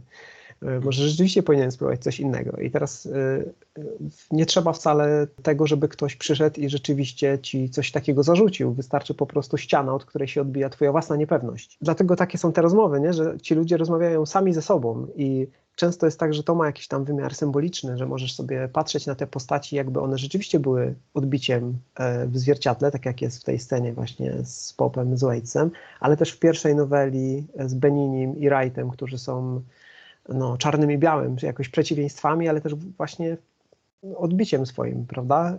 Zresztą to, że tam zamieniają się właśnie rolami, czy w tej innej noweli z rodzeństwem Spike'a Lee. To są bliźnięta, bo nie mówią, że jeden jest złym bliźniakiem, a drugi, nie wiem jak się nazywa ta nowela, ale oni tam ewidentnie wcielają się w bliźniaku, bo podchodzi do nich też kelner Steve Buscemi i pyta ich, czy są bliźniakami i pyta, który jest dobrym, a który jest złym bliźniakiem. Oni zresztą są ubrani w te same rzeczy, są takie zamazane, te tożsamościowe wszystkie. Odpowiadają też w jednym momencie. Odpowiadają, powtarzają swoje gesty, mają identyczne bluzki bodaj i chyba nawet buty. No w każdym razie ewidentnie jest tak, że te postaci są swoim własnym odbiciem i że trochę jest tak, że Jarmusch trochę im tam psoci w tych próbach zbudowania własnej indywidualności, że każdy z nich tak pokazuje, że jest tą indywidualną jednostką i im bardziej oni się starają, tym bardziej okazuje się, że są powtórzeniem kolejnym, tak jak jest we wszystkich filmach Jarmusza. Tak, ale ciekawe jest też to, oni tam przecież rozmawiają o tym, że Elvis miał złego bliźniaka, prawda? Tak, to jest też powtórzenie tego samego. I że to on odpowiada za jakieś, że wszystko co złe, to tam koncerty gdzieś w Las Vegas, to zaczął zły brat bliźniak grać Elvisa, a nie Elvis sam w sobie. Ale to jest ciekawe, bo to też pokazuje to, o czym rozmawialiśmy, że właśnie z jednej strony trochę demitologizuje pewne rzeczy Jarmusch, bo on się naśmiewa z takich mitów, właśnie z mitu Elvisa, ale że w ogóle to jego kino też jest w pewnym sensie takie autoironiczne, dowcipne i to wydaje mi się, że chyba najbardziej wybrzmiewa właśnie w tym segmencie. Okej, ale jeśli chodzi o te nieporozumienia, to pozwól proszę, że przeczytam ci taki dłuższy fragment z części, którą też bardzo lubię, o niej zapomniałem wcześniej, zapomniałem o niej wspomnieć. Nie ma problemu, kiedy widzimy Izaaka i Alexa, którzy siedzą przy stole, no bo to jest naprawdę fantastyczne, więc po prostu przeczytam ten dialog. Dobra. U mnie wszystko w porządku, wszystko dobrze, jest okej. Jesteś pewien, że jest okej? Tak, u mnie wszystko w porządku, a u ciebie? Nie narzekam, nie jest perfekcyjnie, ale ogólnie nie jest źle. Po prostu tak dawno się nie widzieliśmy i kiedy zadzwoniłeś, pomyślałem, że coś jest nie tak. Nie, chciałem się tylko z tobą zobaczyć. Ja też chciałem cię zobaczyć. Naprawdę niczego nie chcesz mi powiedzieć? Nie ma żadnych kłopotów? Ale dlaczego? Chciałbyś, żeby coś było nie tak? Nie, skądże, ale kiedy zadzwoniłeś, intuicja podpowiedziała mi, że coś cię gryzie, coś, o czym może chcesz porozmawiać. Nie, naprawdę nic złego się nie dzieje. Jesteś pewien? Odbiło ci Izak? Jesteś pewien, że niczym nie chcesz się ze mną podzielić? Chcesz, żebym coś wymyślił? Ale wiesz, że jestem twoim najlepszym przyjacielem. Możesz mi powiedzieć prawdę. Cokolwiek to jest, co cię męczy. Skoro nie chcesz porozmawiać, może chcesz do mnie zadzwonić, kiedykolwiek. Może to nie jest odpowiednia pora dla ciebie. No i to, kurde, no to jest właśnie takie jak Jarmusch pisze te swoje dialogi. Tutaj niby nic się nie dzieje, niby taka gadka o niczym, ale ona jest tak intrygująca, właśnie pokazuje te nieporozumienia, prawda?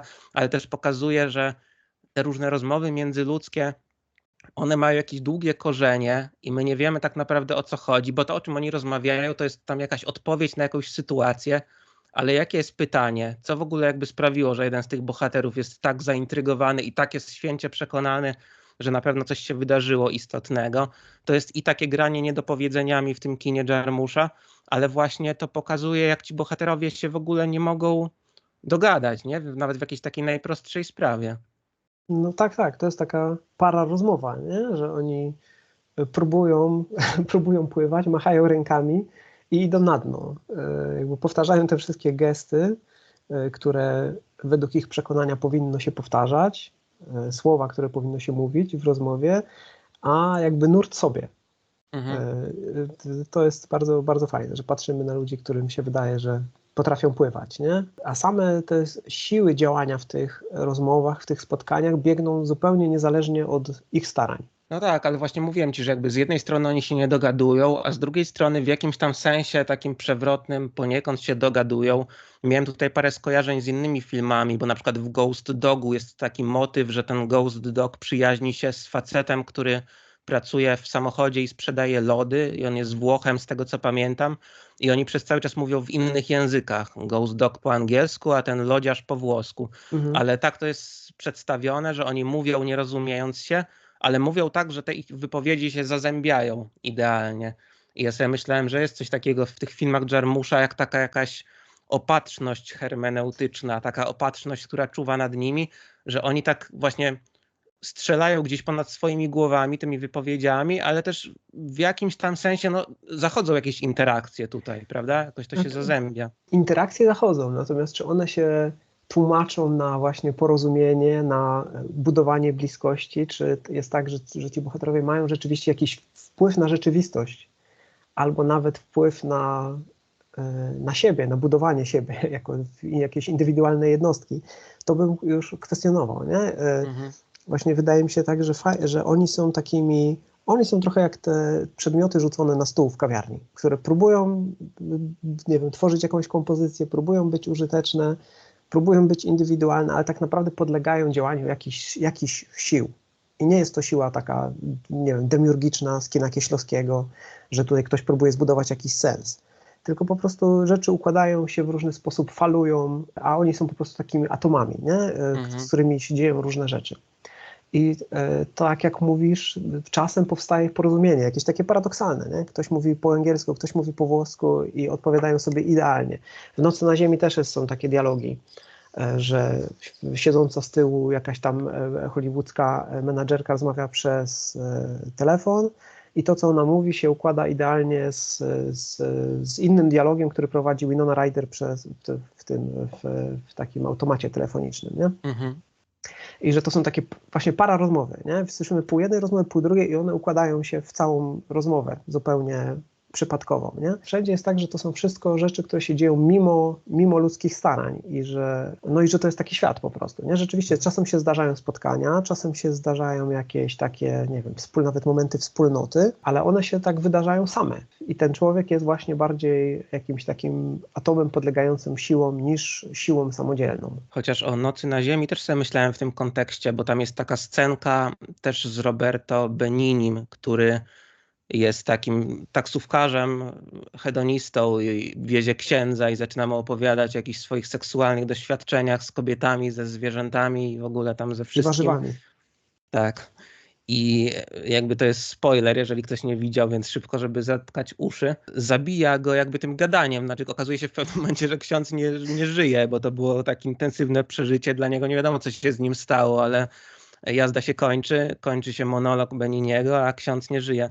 I ja sobie myślałem, że czy Jarmusch nam mówi, czym jest porozumienie w ogóle w jakimkolwiek filmie. I wydaje mi się, że tutaj w pewnym sensie coś takiego mówi, bo ja to odbieram w taki sposób, że ten segment, on jest bardzo zabawny, ale on pokazuje, że można drugiego człowieka utrafić słowami, prawda? Że jakby słowa oddziałują na kogoś, jeżeli trafisz precyzyjnie w jakiś istotny punkt. I tutaj to pokazuje jakby destrukcyjną siłę rozmowy, ale gdyby to wywrócić na drugą stronę, gdyby sobie wyobrazić taką sytuację, która jest odwrotnością tego, co się wydarzyło w tym samochodzie, no to byłoby chyba jakieś porozumienie.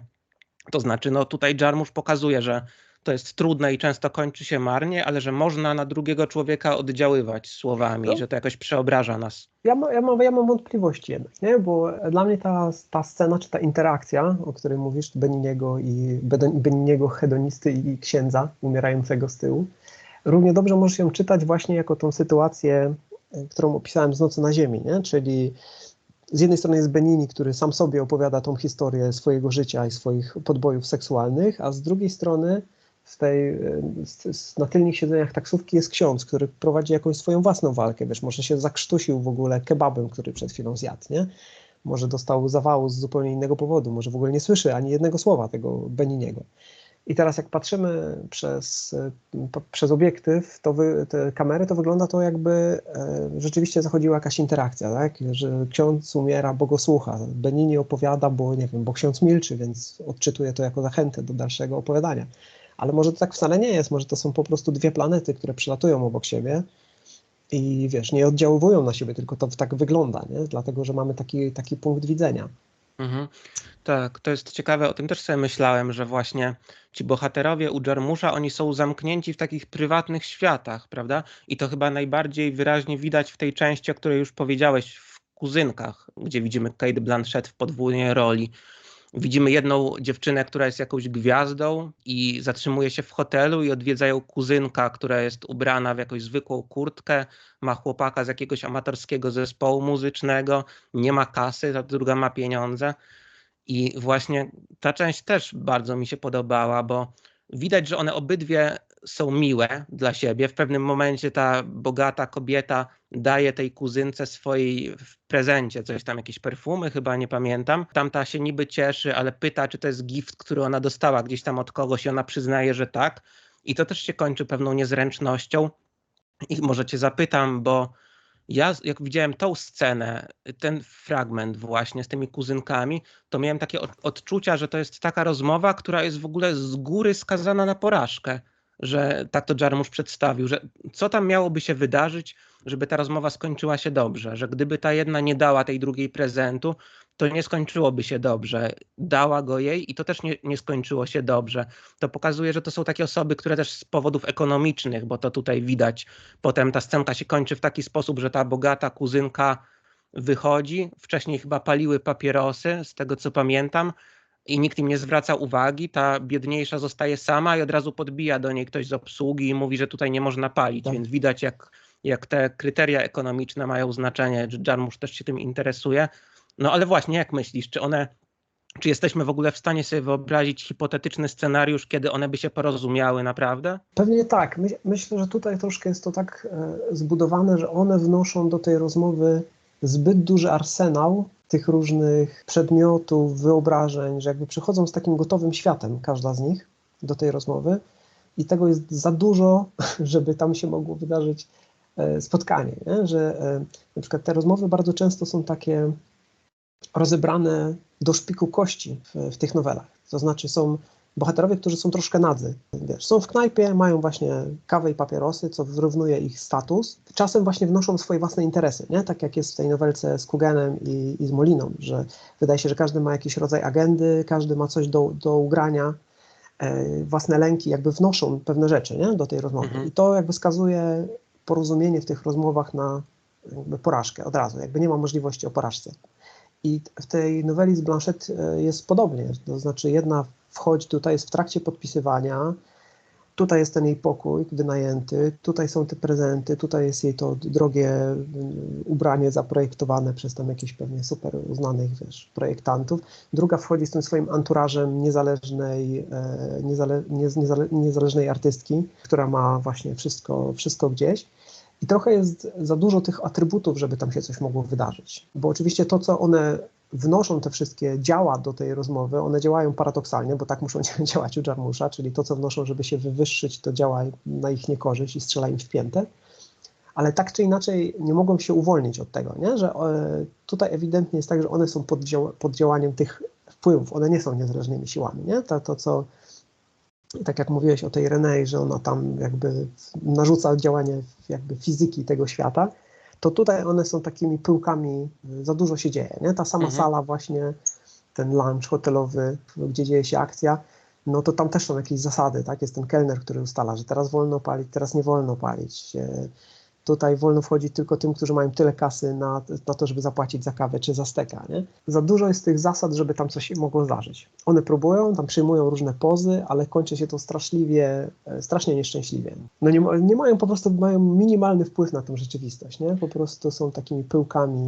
No one są takie jakby spętane sytuacją od samego początku, prawda? W ogóle powiedziałbym, nie wiem, czy się zgodzisz, że to chyba jest najsmutniejszy fragment tego filmu, jak dla mnie był. I te inne segmenty pokazują jakby niespełnione poszukiwania porozumienia, ale on pokazuje tragizm braku porozumienia według mnie, bo właśnie jakby już te warunki wyjściowe i to uwikłanie w sytuację powodowało, że one nie są w stanie się dogadać i to właśnie wybrzmiewa takim tonem tragicznym, bo właśnie masz dobre intencje, chcesz się z kimś dogadać, chcesz się dogadać z kuzynką, z jakąś osobą, z którą jesteś związana i możesz się starać, żeby ta rozmowa przebiegła tak dobrze, jak to możliwe. I tutaj ta bohaterka się stara, ale właśnie można odnieść wrażenie, że im bardziej ona się stara, tym gorsze efekty to przynosi. Że sama sytuacja o tym decyduje, bo właśnie może być miła, stara się być miła, ale to trochę wybrzmiewa jako taka protekcjonalna postawa. To dawanie tego prezentu, kiedy się okazuje, że to był jakiś gift, który ona dostała,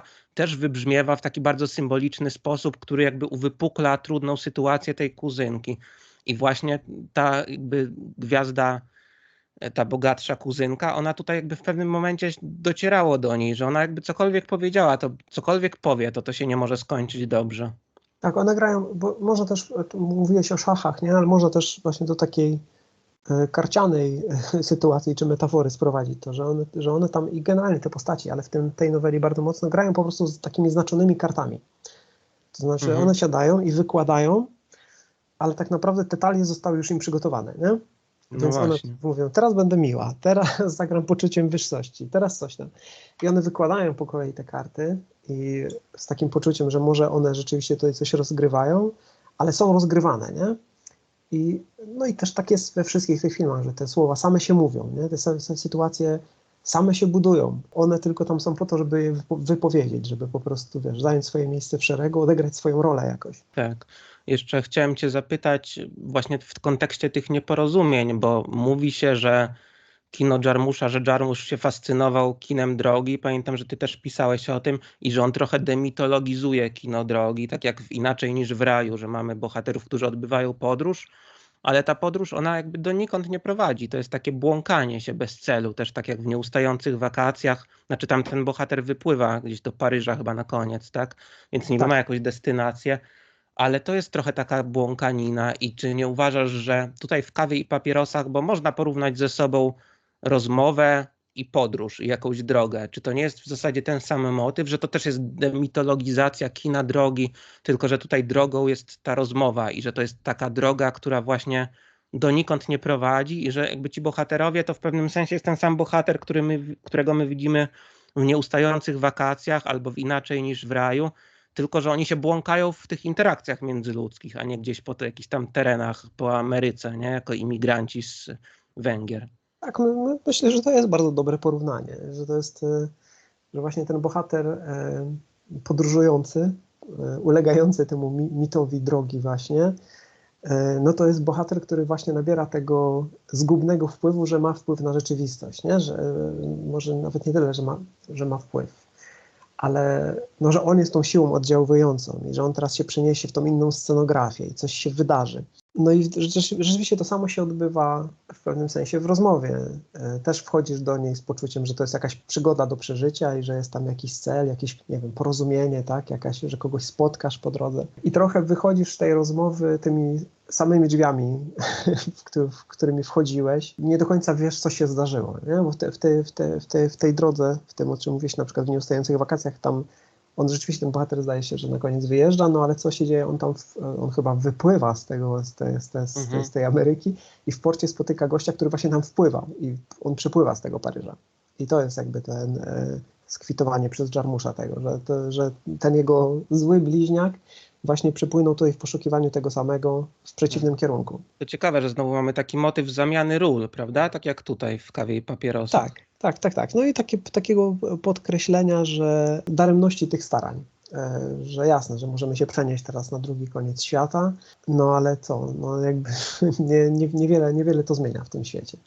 To jest tylko zmiana scenografii. Dobra, wiem, że już chwilę rozmawiamy. Jeszcze w zasadzie jeden wątek taki istotny został moim zdaniem do omówienia i takie zakończenie, okej? Więc jeżeli masz chwilę, to tylko w zasadzie to jest takie do osobnego omówienia istotne według mnie. O tym już mówiliśmy. Mówiłeś właśnie o tej części kuzyni, w której widzimy Alfreda Molinę i Steve'a Cogana. Kuzyni ze znakiem zapytania i to jest też wyjątkowo ciekawy element dyskusji, zastanawiania się nad tym, czym jest rozmowa. To jest taka część, gdzie widzimy, że Alfred Molina, czyli aktor, siedzi przy stoliku, pije herbatę, Steven Cogan przychodzi, inny aktor. To jest właśnie ta część, gdzie oni nie piją kawy, tylko piją herbatę. Słyszymy, że Molina przyjechał do Los Angeles, bo szuka pracy, a Steve jest rozchwytywany, jest gwiazdą filmową. I okazuje się, że Alfred Molina ustalił w ramach jakichś tam badań swoich, że oni być może są kuzynami i jest taki podekscytowany i Stevena informuje o tym, a Steven jakby nie jest, raczej czuje się osaczony i nie jest szczęśliwy z tego powodu, nie chce Alfredowi dać swojego numeru telefonu i tutaj widzimy od początku, że w rozmowie, i wydaje mi się, że w rozmowie chyba tak zawsze jest, że rozmowy są asymetryczne. Właśnie tak jak mówiłem, że Gombrowicz pisał, że rozmowa to jest gra w tenisa, to z rozmową jest tak, że to jest takie odbijanie piłeczki i raz ty dominujesz, raz druga osoba dominuje. Wydaje mi się, że w relacjach jest tak, że prawie nigdy nie ma symetrii. W rozmowach też jest tak, że prawie nigdy symetrii nie ma. No i tutaj w pewnym momencie symetria się odwraca. Wydaje mi się, że tak często się też w życiu zdarza, bo najpierw jakby Molina zabiegał o uwagę Cogana, a potem w jednej ze scen Molina wstaje, odbiera telefon i mówi, że rozmawia ze Spike'em. Cogan go pyta, czy ze Spike'em Lee, a okazuje się, że z Jonesem. Tak, i wtedy z kolei Cogan jest wyjątkowo zainteresowany Moliną, bo widzi jakąś szansę w tym być może, że nie wiem, warto pielęgnować jakieś istotne relacje. I właśnie sobie myślałem, tutaj też przypomniał mi się, nie wiem, czy to jest trafne skojarzenie, ale tak mi przyszło na myśl film Gorzkie Gody Polańskiego, bo on wydaje mi się, że pokazuje, jak odwraca się symetria w związku. Tutaj widzimy coś podobnego w rozmowie. No i jak ty myślisz? W ogóle tak sobie myślałem, czy ten segment też nam pokazuje, że rozmowy są interesowne, że jedna strona czegoś chce od drugiej, to może być mniej lub bardziej niewinne. Czy twoim zdaniem w ogóle są jakieś bezinteresowne rozmowy i czy faktycznie tak jest, że to są takie odwracające się symetrie, takie asymetrie? Ale pytasz, czy tak jest w życiu, tak? Tak, pytam w takim ogólnym sensie. Czy wydaje ci się, że właśnie tak musiałoby być zawsze? Myślę, że pewnie zawsze jest tak, że jest inaczej niż się wydaje. I że generalnie zostajesz z własnym poczuciem tego, co się właśnie zdarzyło. Uciekałbym od tego, wiesz, nie chcę chwilę wsnuć tutaj jakieś rozmyślanie o tym, jak wygląda życie, ale wydaje mi się, że bardzo fajne jest to, jak to przedstawia Jarmusch, że generalnie mówi troszkę tak, że to nie jest tak, że rzeczy się zdarzają, tylko że my mamy pewne poczucie tego, co się zdarzyło. Nie? Mamy to swoje postrzeganie. I to się fajnie odbija w tej noweli, o której mówisz, bo przecież to nie jest tak, że nagle Molina stał się po prostu jakąś siłą dominującą w tej noweli, że nagle coś się zmieniło takiego, że on jest inną postacią, że on jest mniej zagrożeniem, powiedzmy, nie? Mniej takim człowiekiem, który czujesz, że może być obciążeniem dla ciebie. On po prostu odbiera telefon, nie? On cały czas był tym aktorem, który cały czas był tym przyjacielem Spike'a Jonze i cały czas był gościem z potencjałem na, nie wiem, na to, żeby być wartościowym przyjacielem dla kogoś takiego jak Cogan. tylko on tego chwilę wcześniej nie wiedział, nie? Nie zmieniła się rzeczywistość, tylko zmieniło się postrzeganie jej przez Kogana, nie? I co ją zmieniło? To, że on podsłyszał kawałek rozmowy telefonicznej, czyli rzecz zupełnie banalna. Więc to jest fajne, nie? Troszkę, że oglądamy, no bo oczywiście ty podzielasz punkt widzenia Kogana trochę w tej scenie, nie? On przychodzi, tutaj przychodzi ten aktor troszkę bardziej na dorobku, bo tak to jest wygrane w tej noweli, który ma jakieś interesiki i generalnie próbuje tego Kogana przyskrzynić jakimś poczuciem pokrewieństwa. O, ta sytuacja jest taka trochę, wymiksuj się z tego. I później nagle dostajemy tego lekkiego pstryczka i widać, że to postrzeganie rzeczywistości jest zbudowane na naszym właśnie ego, na własnym poczuciu wartości i nagle ta sytuacja zupełnie wydaje się odwrócona, nie? Bo ona nie jest odwrócona. Jakby Kogan się zachowuje odwrotnie, próbuje odwrócić te siły, ale to jest ciągle ta sama sytuacja, ta sama kawiarnia, ten sam stolik. Oni mówią te same rzeczy i są tymi samymi ludźmi, nie? Przy tym stole. Ale mają inne poczucie tego, co się zdarzyło, nie? Że może, wiesz, Molina wchodził do tej rozmowy z poczuciem, że właśnie to jest prawdziwa rozmowa, bezinteresowna, nie? Przedstawia tutaj kogoś, on mówi nawet coś takiego, co fajnie burzy troszkę to poczucie, że ten segment jest tak napisany, bo ten segment, mam wrażenie, jest tak bardzo precyzyjnie, trochę na zimno rozpisany pod względem tego, o czym mówisz, takiego zmiany siły ciężkości nagle, nie? Że coś się dzieje, jest jakiś suspens, powiedzmy, i dzieje się coś, co nagle odwraca perspektywę, co jest takim filmowym zabiegiem, a Jarmusch tego zwykle nie robi. I nagle Molina tam mówi w trakcie tej wypowiedzi, że ja chcę tylko, żebyś mnie kochał. Co jest trochę takie wyciągnięte z kapelusza w kontekście tego, jak emocje wyglądają w tej. I no jest takie poczucie, wow, ten gość może być niebezpieczny, nie? Zmienia się to poczucie sytuacji i nagle zupełnie postrzegamy Molinę inaczej jednak. Zapytałem cię o to, bo wiesz co, mam takiego kolegę, który jest tak trochę cynicznie usposobiony, powiedziałbym, i kiedyś ja z nim odbyłem rozmowę, rozmawialiśmy o relacjach z dziewczynami, coś tam o aplikacjach randkowych i ja raczej stoję na stanowisku, że różne typy relacji w naszym życiu występują. Czasami one są interesowne, czasami mniej, czasami niespecjalnie interesowne.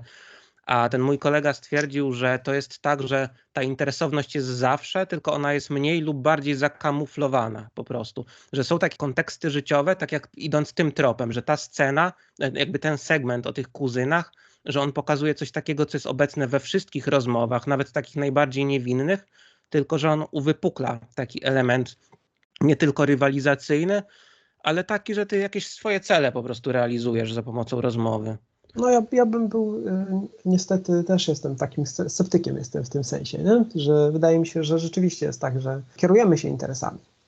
I one są może nie tyle zakamuflowane, bo to by świadczyło o tym, że my mamy rzeczywiście jakąś kontrolę, jakiś wpływ na to, ale one są bardziej albo mniej uświadomione. To znaczy, wiesz, możesz mieć poczucie, że prowadzisz bezinteresowną rozmowę, no ale to tylko świadczy o pewnych ograniczeniach twojego postrzegania tego, co jest dla ciebie interesowne, nie? Że pewną interesownością jest postrzeganie siebie jako kogoś, kto lubi mieć nieinteresowne rozmowy, że to jest też część budowania, wiesz, coś, co robisz dla siebie, nie dla własnej koniecznej higieny, tylko dla budowania wizerunku na swój własny użytek. No tak, trudno byłoby uciec od posiadania intencji, nie? Jakichkolwiek. Zawsze jakieś tam intencje wnosisz w rozmowę. I sobie je na własny użytek tłumaczysz, przebierasz w jakieś inne rzeczy, które się wydają bardziej atrakcyjne, nie? Że wolisz postrzegać swoje własne działanie jako coś innego na przykład. W każdym razie tę część filmu też bardzo lubię, bo ona była dla mnie taka chyba najbardziej wyrafinowana tak choreograficznie, w takim sensie, że rozmowa to jest choreografia. Nawet o tym nie wspomniałem wcześniej, nie wiem, czy ci się to rzucało w oczy, że mowa ciała bohaterów jest istotna i oni czasami siedzą rozwaleni na krzesłach, czasami się nachylają i tutaj właśnie widać coś takiego, że Alfred jest nachylony w stosunku do Steve'a, Tak. Steve jest odsunięty i właśnie ta gra w tenisa to jest jedna metafora, ale też sobie myślałem, że to jest trochę jak z tańcem, z tym, że jedna osoba prowadzi, druga się poddaje, te role mogą się zmienić. I tutaj właśnie widzimy tę rozmowę jako taki swoisty taniec, jakąś taką choreografię, prawda? Tak. I nawiązując do tego, co mówiłem wcześniej, to wydaje mi się, że to jest właśnie taki fragment, który mogę sobie wyobrazić, że jakiś inny reżyser bierze scenariusz tej sceny i kręci podobny film. To znaczy, że ktoś inny robi ten film, że on jest najbardziej napisany, najbardziej skonstruowany. bo inne nowele z tego filmu robią wrażenie bardziej spontanicznych często, nie? Że tam się po prostu coś wydarza i mówiłeś o tym, że to jest tak świetnie napisane i tak dalej. Mi się wydaje, że to bardzo w dużej mierze jest nienapisane. Znaczy, duża część tego filmu wydaje mi się jednak nienapisana. Zwłaszcza tam, gdzie główne role grają, trudno mówić naturszczycy, bo to wszystko są artyści, nie? Jakoś tam obeznani ze sceną, no ale nie aktorzy. Że oni po prostu siadają i mają pewne wytyczne, co się ma zadziać w tej scenie i oni po prostu wiosłują, nie? Mówią swoimi słowami. A ta scena, rzeczywiście ta nowela jest ewidentnie taka napisana, zaprojektowana z jakimiś tam punktami kulminacyjnymi, przejściami bardzo wyraźnymi.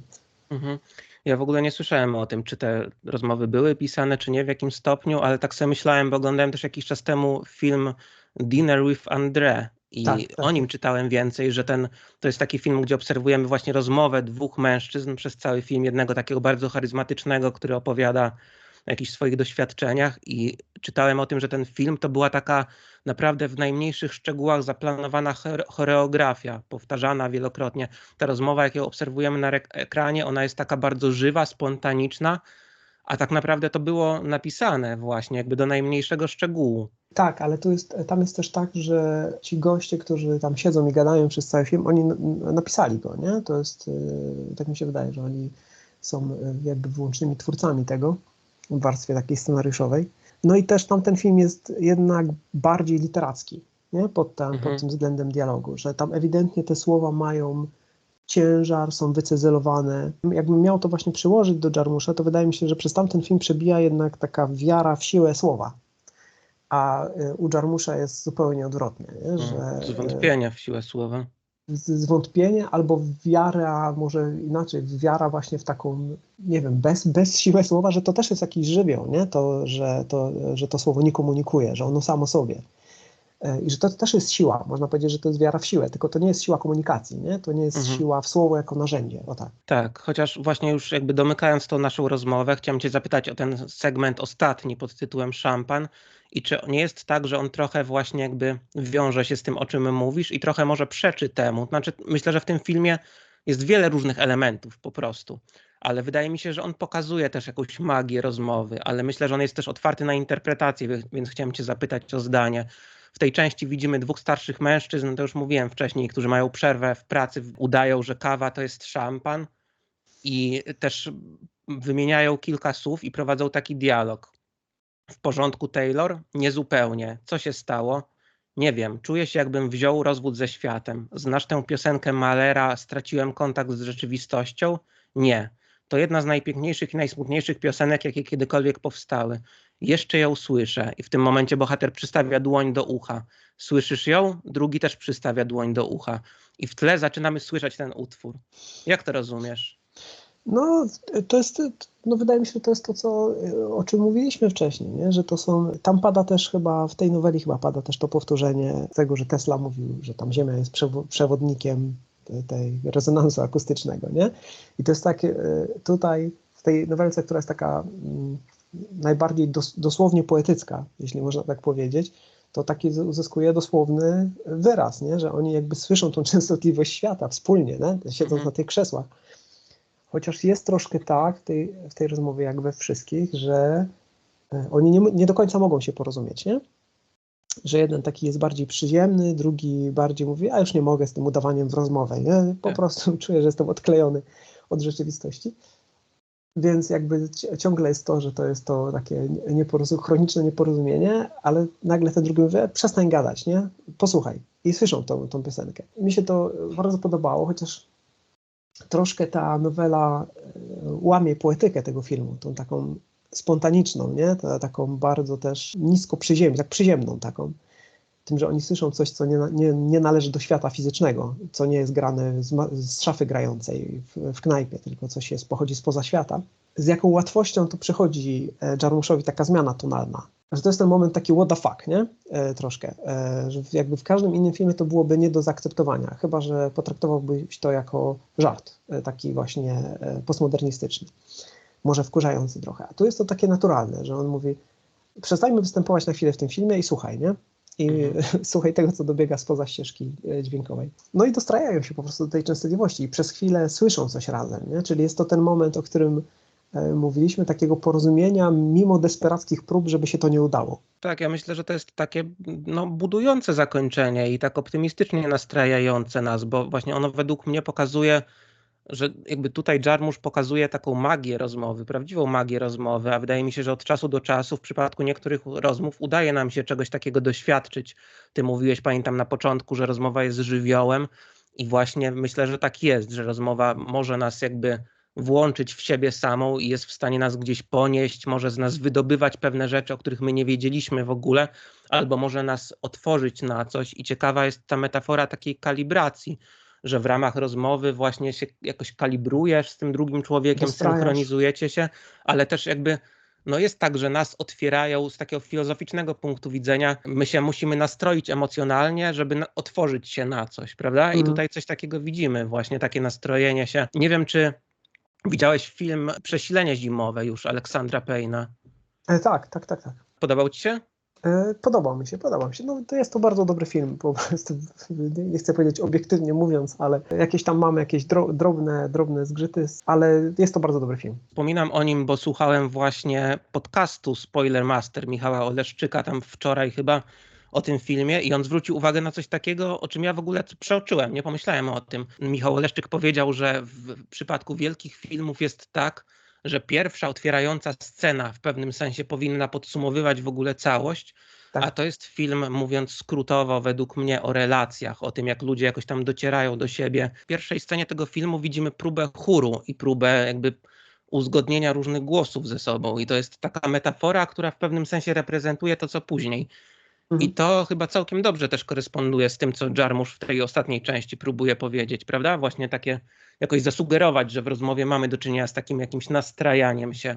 Tak, chociaż ja bym zrobił takie jeszcze rozróżnienie, że to jest mniej taki cud rozmowy, a bardziej spotkania. Że te spotkania się czasem udają, mimo rozmów, nie? Bardziej, że te właśnie rozmowy są obok tego spotkania, że ludzie właśnie traktują te momenty jako rozmowy, jako coś, czym oni dyrygują, na co mają wpływ, a to spotkanie się wydarza czasem, a czasem się nie wydarza, nie? Właśnie bardziej mimo ich starań, tak jak już mówiliśmy, niż dzięki tym staraniom.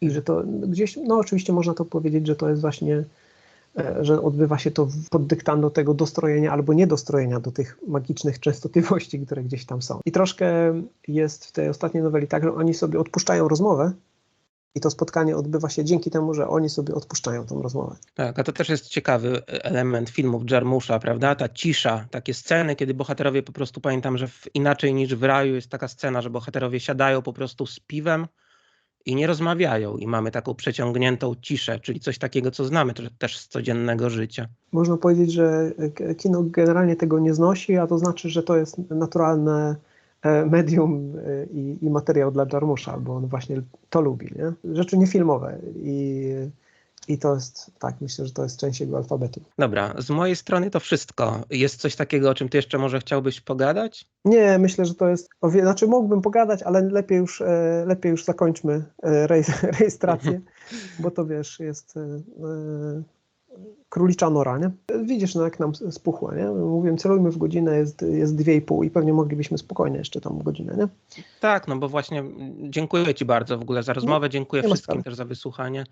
Jakby dla mnie to są bardzo przyjemne rozmowy, więc fajnie było pogadać z tobą o czymś takim. Właśnie z tymi dobrymi filmami jest tak, że z nich można wydobywać wiele rzeczy, nie? I że to taki proces, który się nigdy nie kończy. Oczywiście, jasna sprawa. Dziękuję bardzo.